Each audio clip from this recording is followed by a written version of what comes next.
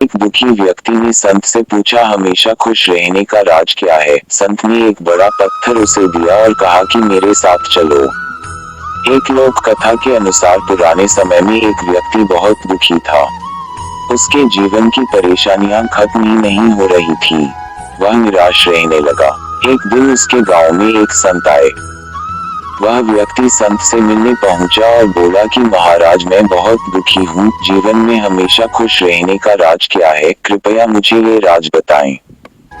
संत ने उससे कहा कि ठीक है, मैं तुम्हें ये राज बता दूंगा, लेकिन पहले तुम्हें साथ जंगल में चलना होगा। संत ने एक बड़ा पत्थर उठाया और उस व्यक्ति को पकड़ा दिया। संत ने उससे कहा कि ये पत्थर लेकर मेरे साथ चलो। बड़ा पत्थर उठाकर व्यक्ति संत के साथ चलने लगा।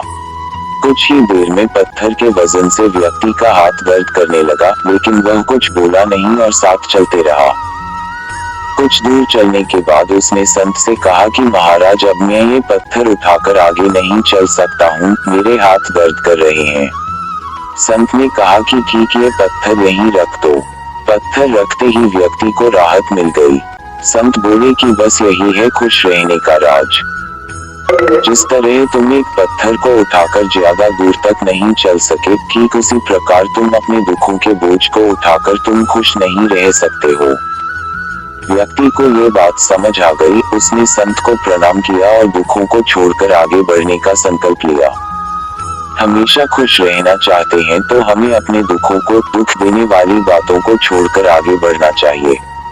अगर बीते समय की बुरी बातों को याद करते रहेंगे तो हम कभी खुश नहीं रह सकते हैं।